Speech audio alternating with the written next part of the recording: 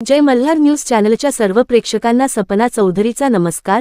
नंदुरबार जिल्ह्यात संभाव्य पाणीटंचाईवर जिल्हा प्रशासनाकडून टंचाई आराखडा तयार केला जाणार।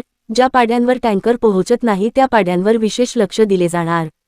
डोक्यावर हंडा घेऊन जाण्याची गरज महिलांना यावर्षी पडणार नाही अशी व्यवस्था करणार असल्याचे जिल्हाधिकारी डॉक्टर मित्तली सेठी यांनी सांगितले आहे।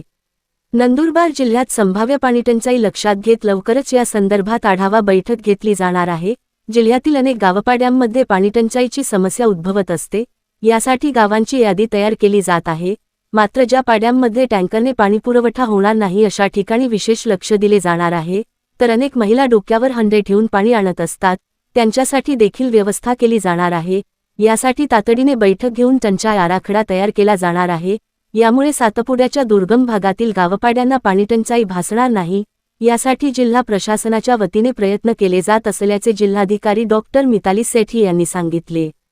सपना चौधरी, जय मल्हार न्यूज, नंदुरबार। आता मीटिंग यावर आठवड्यातच आम्ही ठेवली आणि जेजेएमला ही स्पष्ट सूचना दिली आहे की डिस्ट्रिक्टमध्ये जितके पण पाडे आपल्याकडे जेजेएम मध्ये त्या प्रत्येक पाडेचे लिस्टिंग करायचे आणि जिथे जिथे टँकर पोहोचणार नाही त्याची काय तयारी आपल्याला करायची आहे, कुठपर्यंत आपण टँकर देऊ शकतो। आणि महिलांना पण एक जे मॉडेल होता की त्यांना डोक्यावर हे घेऊन जायचं नाही, त्याच्यासाठी एक इनोव्हेटिव्ह मॉडेल आपण काय काय करू शकतो त्याची पण सोबत चर्चा चालू आहे। तर या महिन्याचे एंड पर्यंत आमचे एक टोटल टंचाईचं जे आराखडा आणि प्लॅन आहे त्याची तयारी आम्ही करतो।